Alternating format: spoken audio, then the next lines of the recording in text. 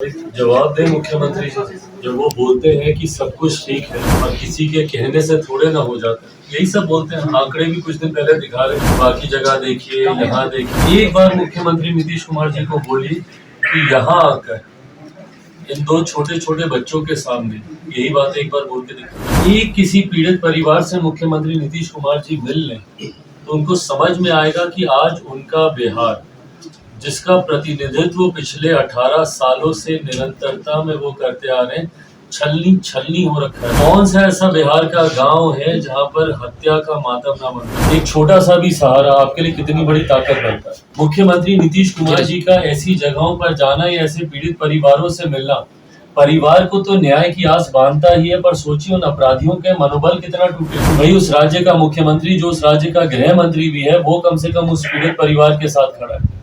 स्थानीय प्रशासन को लिखित रूप में इस बात की जानकारी दे रहा है कि उनको आशंका थी कि उनके साथ कोई अनहोनी हो सकती है, और 26 दिन बीतने के बाद भी आज भी आरोपी खुलेआम घूम रहे। जो जनप्रतिनिधि की भूमिका में, जिनका परिवार समाज सेवा में रहा, उनके पिताजी रहे, उस परिवार को अगर न्याय मिलने में अगर इतनी मेहनत, इतना कष्ट उठाना पड़े, तो सोचिए फिर एक आम बिहारी का क्या हो। नमस्कार, मैं हूं अनूप नारायण सिंह और आप देख रहे हैं बिहार टॉप। तो नीलेश मुखिया के निधन के बाद चिराग पासवान उनके घर पहुंचे हैं और देखिए किस तरह से उनके परिजन जो हैं लगातार जो मांग कर रहे हैं, जो आरोपी हैं उनकी गिरफ्तारी नहीं हुई है। पहले सुनिए चिराग पासवान क्या कुछ कह रहे हैं इस मुद्दे पर। उग्र पोजीशन में है, आप बताइए हम क्या करेंगे? हम तो गोड़ हाथ पर पहले ही प्रार्थना कर देते कोई कुछ नहीं करेगा, उसके बावजूद सारा आदमी सिस्टम से गया। बार बार डीएसपी बोल रहे थे हमको कि कुछ होगा पंकज तो तुम पे केस करेंगे, कुछ होगा तो तुम पर केस करेंगे, तुम मुखिया का करीबी हो, शायद तुम पर केस करेंगे, अगर कोई चीज होगा तब तुम केस करो ना। कोई मना कर रहा है केस का? गलत करेगा सबको रुक जाता है। हम लोग नहीं रोकते तो रुक जाता है। 10 को रोक सकते हैं, इतना को हम रोक सकते हैं। वो तो हम लोग रोक दिए, नहीं तो तब मॉब को रोक लेता पुलिस। हम लोग बराबर कहते थक गए। अगर हम नहीं आवेदन दिए हुए रहते या अपना सुरक्षा का गुहार नहीं देते, साबुत तो छोड़िए, ठीक है, जो होना था वो तो कर दिया। उसके बाद भी अपराधी को आप सजा नहीं दिलाइएगा, पकड़िए। अभी तक पकड़ाया नहीं है। आपका क्या आपका गुप्तचर है, क्या है आपका? अभी नया टेक्नोलॉजी से आदमी सब जगह पकड़ा रहा है। ये जो है अब बेलगांव में आज कोर्ट में देखिए चल गया गोली। अभी अभी अभी अभी एक आधा घंटा पहले कोर्ट में मार दिया, एकदम कोर्ट में घुस के।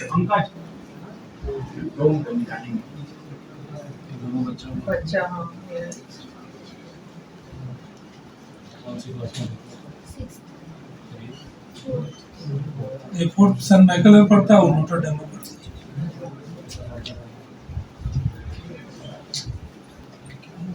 है।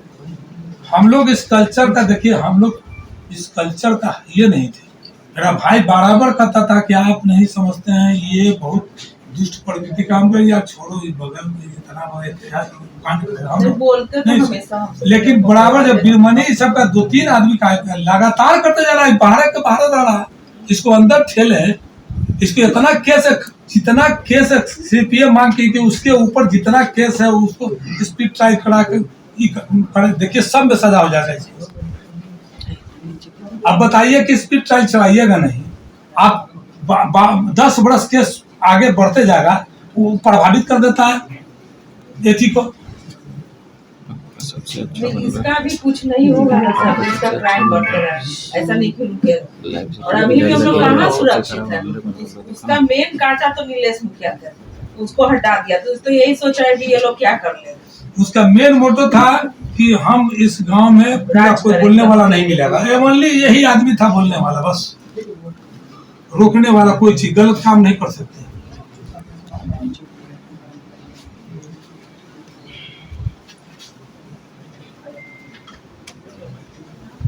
और कोई ऐसी मांग जो आप लोग रखना चाहिए जिसको हम आगे एकदम सर डीजीपी से कहिए कि अविलंब जो है इसको पकड़े और इसके लिए फांसी का सजा अंत किया है। एक नहीं ना है इस पर दर्ज, इतना हत्या करके इसको बेल मिल जाता, क्यों मिलता है? ऐसा आदमी को जीने का क्या अधिकार है? बताइए, कल क्या मेरे बच्चे बड़े हो जाएंगे तो खतरा नहीं है? उसके यहाँ सबका वही, पर उसका भी बच्चा बड़ा हो तो अपराधी हो, बस वही पढ़ाई लिखाई उसका है नहीं, सब वही। हम मांग किए आप एसपी जो है ना कि एगो बॉडीगार्ड भेज दिए साहब। एगो बॉडीगार्ड इनके संग पार्षद है, वर्तमान पार्षद इनको जान रहा था। हमको बाहरी काम करना है, कुछ नहीं। बच्चों को भी सर हम अकेले नहीं भेज रहे हैं, इतना खतरा है। मेरा बच्चा बहुत आक्रोश में था, इसको हम शांत करा है, बहुत इतना तकलीफ दिया है। ये भी लोग स्कूल जाता है तो सेफ नहीं, गार्ड को दे ही के भेजते हैं। सिर्फ बीजेपी से मांग कीजिए कि इसकी जितनी केस है इस पर टोटल केस एकदम जो है ना कि अब एक केस नहीं है, सब 10-10 बरस हो गया, 10 बरस 8 बरस 15 बरस ऐसे केस हो गया।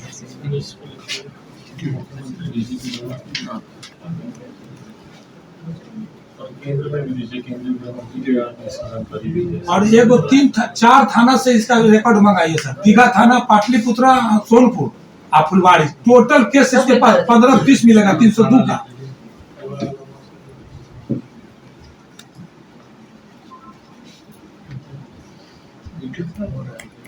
हैरत का बात तो यही लगता है सर, इतना इस पर हत्याकांड के हर जगह हर दिन हत्या हो रही है, और जिस तरह से अभी तक पुलिस ने मुख्य अभियुक्त को गिरफ्तार तक नहीं किया है। बिहार के कानून व्यवस्था को लेकर लगातार नीतीश कुमार कह रहे हैं कि सब कुछ ठीक है, क्या कहेंगे? जवाब दें मुख्यमंत्री जब वो बोलते हैं कि सब कुछ ठीक है और किसी के कहने से थोड़े ना हो जाता, यही सब बोलते हैं। आंकड़े भी कुछ दिन पहले दिखा रहे थे कि बाकी जगह देखिए, यहाँ देखिए। एक बार मुख्यमंत्री नीतीश कुमार जी को बोलिए कि यहाँ आकर इन 2 छोटे छोटे बच्चों के सामने यही बात एक बार बोल के दिखाएं वो कि सब ठीक चल रहा है। एक किसी पीड़ित परिवार से मुख्यमंत्री नीतीश कुमार जी मिल लें तो उनको समझ में आएगा कि आज उनका बिहार, जिसका प्रतिनिधित्व पिछले 18 सालों से निरंतरता में वो करते आ रहे हैं, छलनी हो रखा है। बिहार कौन सा ऐसा बिहार का गांव है जहां पर हत्या का मातम ना बन रहा? ना जाने अनगिनत माओं की गोदे सुनी हुई है, बच्चों के सर से उनके पिता का हाथ हटा है, कितनी मांग उजड़ी है, इसका शायद मुख्यमंत्री को अंदाजा भी नहीं है। और शायद वो अंदाजा लगा भी नहीं सकते। क्यों? क्योंकि उन्होंने कभी किसी बिहारी के दुख दर्द में शामिल होना जरूरी ही नहीं समझा। भाई मैं आज यहाँ पर आया हूँ, मेरी कोई हैसियत नहीं है, मैं कुछ नहीं कर सकता। बिहार सरकार का मैं हिस्सा नहीं हूँ, और जो भी भारत के संघीय ढांचे को समझता है वो जानता है ये पूर्णतः राज्य सरकार के अंतर्गत आने वाला ये विषय।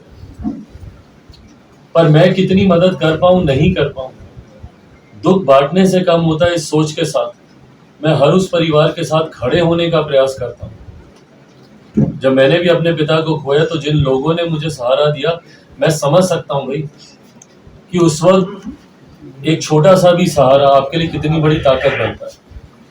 ऐसे में सोचिए अगर मुख्यमंत्री नीतीश कुमार जी अगर ऐसी घटनाओं पर जाते। कल भी मैंने सिर्फ अपराध को लेकर फेसबुक लाइव पे कल हम बैठे थे थोड़ी देर, और इन्हीं तमाम बातों का हमने कल वहां पे जिक्र किया। मुख्यमंत्री नीतीश कुमार जी का ऐसी जगहों पर जाना या ऐसे पीड़ित परिवारों से मिलना परिवार को तो न्याय की आस बांधता ही है, पर सोचिए उन अपराधियों के मनोबल कितना टूटेगा कि भाई उस राज्य का मुख्यमंत्री, जो उस राज्य का गृह मंत्री भी है, वो कम से कम उस पीड़ित परिवार के साथ खड़ा है। आज इतने दिन बीत जाने के बाद, कितना 24-25 दिन बीत गया, 26 दिन बीतने के बाद भी आज भी मुख्य आरोपी फरार है। और ये किससे छुपा हुआ है भाई? परिवार 2018 से लगातार स्थानीय प्रशासन को लिखित रूप में इस बात की जानकारी दे रहा है कि उनको आशंका थी कि उनके साथ कोई अनहोनी हो सकती है। बार बार लिखित रूप में ये तमाम बातें दी गई। नीलेश जी ने खुद कई बार इस बात का जिक्र किया है, और उनकी लोकप्रियता, बढ़ती लोकप्रियता, हर राजनीतिक व्यक्ति जो थोड़ा बहुत भी राजनीति से जुड़ा हुआ है, भाई हम लोग भी जुड़े हुए, हर राजनीतिक व्यक्ति ये जानता है कि वो कितने लोकप्रिय थे। ना दिन देखा ना रात देखा, समाज, क्षेत्र, प्रदेश के लोगों को जब उनकी जरूरत महसूस हुई एक पांव पर खड़े होने वाले वो व्यक्ति थे। और आज उनकी इस तरीके से निर्मम हत्या कर दी जाती है और 26 दिन बीतने के बाद भी आज भी आरोपी खुलेआम घूम रहे हैं। किस तरीके का लॉ एंड ऑर्डर है ये प्रदेश में, बताइए। और ये वो एक ऐसा नाम जो कि लोकप्रियता में है, जो जनप्रतिनिधि की भूमिका में, जिनका परिवार समाज सेवा में रहा, उनके पिताजी रहे, उस परिवार को अगर न्याय मिलने में अगर इतनी मेहनत, इतना कष्ट उठाना पड़े, तो सोचिए फिर एक आम बिहारी का क्या होगा। और यही कारण है क्योंकि पीड़ित परिवारों को न्याय नहीं मिलता। इससे पहले भी जो आरोपी हैं भाई, उनके ऊपर अगर पहले ही कार्रवाई हो गई होती तो आज संभवतः ये घटना नहीं घटती। और आज भी अगर कार्रवाई नहीं होगी तो 2 दिन, 4 दिन, 1 महीने के बाद फिर हम लोग ऐसे ही किसी और परिवार के साथ बैठे होंगे, क्योंकि उस परिवार की हत्या फिर इन लोगों ने कर दी होगी। ये सिलसिला तो कभी रुकेगा ही नहीं जब तक आरोपी पकड़े नहीं जाएंगे। इसीलिए हम लोग मांग करते हैं भाई, इससे पहले जितनी जगह अगल बगल के थानों में जाइए, परिवार ने पूरा लिखित रूप में दिया कि उनके ऊपर किस किस हत्या के और कितने मुकदमे चल रहे। अगर उसमें अगर उनको सजा हो गई होती, कार्रवाई हो गई होती, या प्रशासन इतना मुस्तैद होता, यहां पर आप निकाल के देख लीजिए कितने ऐसे लोग होंगे जिनके पास संभवतः हथियार नहीं होने चाहिए, उन लोगों के पास हथियार चले जाते, उनको हथियार के लाइसेंस भी मिल जाते हैं प्रशासन के माध्यम से। पर जिनके ऊपर खतरा है वो निरंतरता में आवेदन देते रहते हैं। स्थानीय जनप्रतिनिधि भी उनके बारे में कहते रहते हैं, पर स्थानीय प्रशासन को उनको आर्म्स लाइसेंस देने में दिक्कत होती है, या उनको किसी भी तरीके की सुरक्षा मुहैया नहीं कराई जाती। आज खाना पूर्ति के लिए उनकी हत्या के बाद एक गार्ड को भेज दिया गया। क्या करेगा भैया एक गार्ड? जहां पर ये लोग रहते हैं अगल बगल में ही उन लोगों का भी परिवार है जो आरोपी है। बच्चे स्कूल जाते हैं, एक गार्ड कितने को संभालेगा? एक के साथ स्कूल जाएगा या दूसरी बच्ची के साथ जाएगा, या परिवार के लोगों को देखेगा? कहीं ना कहीं सिर्फ खाना पूर्ति ही ना आप कर रहे हैं। और यही सुरक्षा अगर आपने पहले दी होती, भाई कोई नहीं डाल सकता, जो होनी है वो होगा, पर कम से कम एक डर का तो माहौल बनता है ना। उनके पास अगर आर्म्स होते, अगर उनको उचित सुरक्षा मुहैया की गई होती, तो संभवतः जिस तरीके से दिन दहाड़े इतनी निर्ममता से उनको मार दिया गया, संभवतः ये घटना नहीं घटती। पर उस वक्त प्रशासन को जागने की जरूरत महसूस नहीं हुई। क्यों नहीं इसमें प्रशासन के लोगों पे 302 का हत्या का मुकदमा चले? क्यों नहीं चलना चाहिए? क्या ये लोग जिम्मेदार नहीं है? क्या स्थानीय प्रशासन के लोग जिम्मेदार नहीं है? क्या इनकी लापरवाही की वजह से आज नीलेश जी आगे ऐसा नहीं, कोई गारंटी इसका नहीं कि आगे किसी के साथ ही नहीं कर। पिरमनी हत्याकांड हुआ था तो उनका शादी का मात्र 4 महीना ही हुआ था, उसके बाद उनको हत्या कर दिया गया। मात्र 4 महीना, हाँ, शादी के 4 महीना बाद ही उनका हत्या कर दिया गया। यही ठीक है, बोलिए। यही ठीक है, यही ठीक है, यही ठीक है, यही कर लेते हैं, यही कर लेते हैं। ठीक है, शाम के बैठ कमर दर्द हो गया आप, अरे हम लोग बना दो बिहार सब बना दो लाइट से हमारे माइक के बात ये आप अंदर का है, आप समझ गई है। 25 लाख का सुपारी था, भोला यादव नाम का था। वो तो खड़ा अलग है, वो तो उसके बाद अब पुलिस सुरक्षा के लिए अपना आवेदन दिया, उसके बाद भी नहीं मिला। तो मरने के बाद जो है आदमी बॉडीगार्ड हमको भेज दे, वो 2 महीना के लिए, बताइए। हम जनप्रतिनिधि नहीं हो, हम बिजनेसमैन नहीं हो, तो वो बात है। हम पूरे बिहार का कोको कोला का CNF मेरे पास था, मेरा भाई चलाता था, इसके अंदर 400 आदमी खटता था। ऐसा थोड़ा है कि काम धंधा नहीं करता। हम पूरे बिहार का ट्रांसपोर्टेशन अपने कंपनी का है। हमको हमेशा पैसा लाना पड़ता है अपना दीघा गोडाउन से 10 लाख 15 लाख एनी टाइम हमको लाना पड़ता है पर डे। हमको उसके लिए भी चाहिए था कि सुरक्षा भाई कम से कम दी, उसका कोई फायदा नहीं। कितना गोली लगा था उससे? 7 गोली जी, और 7 गोली के बाद वो जी जाता सर, समझिए वो हिम्मत का इतना तगड़ा आदमी था। सोचिए उतना के बाद भी वो 24 दिन स्ट्रगल किया, और 24 दिन के बाद 22 तारीख को 22 तारीख को रात में हम बहुत खुश हो गए, चूंकि 100 बार वो आंख खोला बंद किया, लेकिन हमको लगता है कि रात में हो सकता है कि इसको होश आया होगा, और या तो स्पाइन में जो गोली लगा था वो ज्यादा डिस्टर्ब कर रहा था, उससे वो स्वेलिंग कम हुआ होगा, उसके चलते वो जब होश में आया तो उसको लगा होगा कि अरे हम शॉक किया होगा। उसमें एक बैग जो है 7:30 बजे 8 बजे मालूम हुआ कि इनका तो हार्ट अटैक कर दिया, CPR दिया, फिर वापस नहीं हुआ।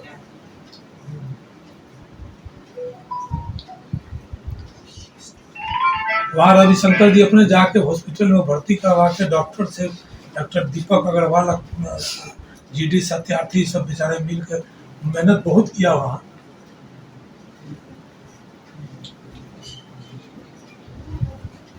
और उसके बाद से यहाँ स्थानीय प्रशासन सरकार से कुछ कुछ अभी तक रोज आज बिहान हो रहा है। साहब फोटो है उसका। मौका दीजिए, 5 दिन का समय है, बस 1 सप्ताह और करते करते इतना समय। जबकि जो लाइनर है, जो ये है, उसका फोटो भी एकदम साफ साफ आ गया है, कोई ये नहीं है। CCTV फुटेज वगैरह है। फुटेज का सर एकदम उसका पूरा पता लगाया हुआ है पुलिस, एकदम पूरा एकदम पूरा सही फोटो है।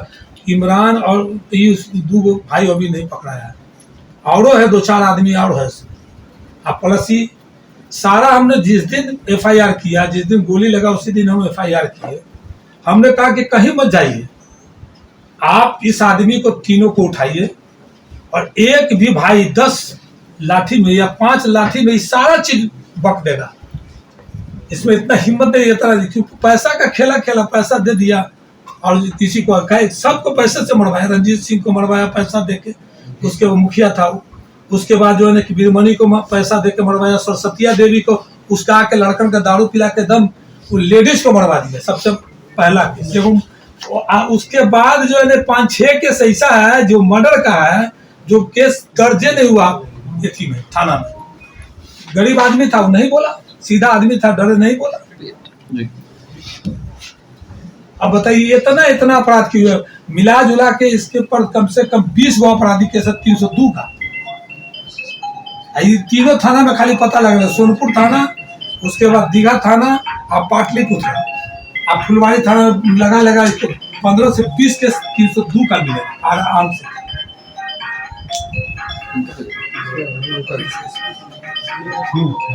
अब वैसा आदमी को एक पर झूठ मूठ के अगर रंगदारी बात है, उसको तुरंत पुलिस सुरक्षा मिल गया था। बताइए, उसी आदमी को दुर्भाग्य है। अच्छा, उन लोगों को पुलिस सुरक्षा मिल गया। एक बार मिला था, अभी देखिए ना, कल आलम भीड़ था पूरा दीघा से लेकर दीघा, आपका जो रेलवे क्रॉसिंग देख रहे हैं ऊपर ब्रिज, वहां से लेकर और ये गोसाई टोला और पूरा जो है ना कि पॉलिटेक्निक जो साईं मंदिर, वहां तक पूरा आदमी खचाखच भरा हुआ था। उस आदमी में हम रोकते जो है ना, उसके बाद कौन अभी देखिए कि FIR कुछ उसके दरवाजा पर चुप रहेगा। आप अरेस्ट कर लेते तो आदमी उतना आदमी था तो ईटा लूट लेता।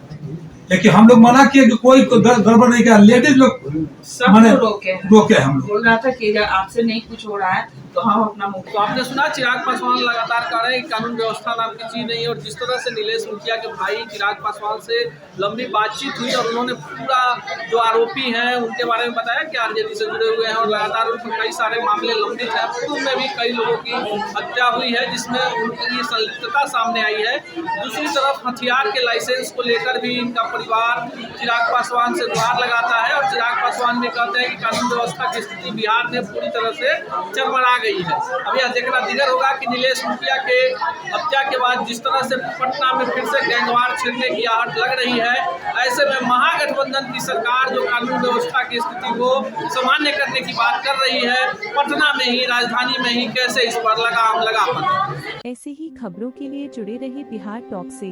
YouTube पर लाइक और सब्सक्राइब करें, बेल आइकन जरूर दबाएं। Facebook, Twitter और Insta पर फॉलो करें। धन्यवाद।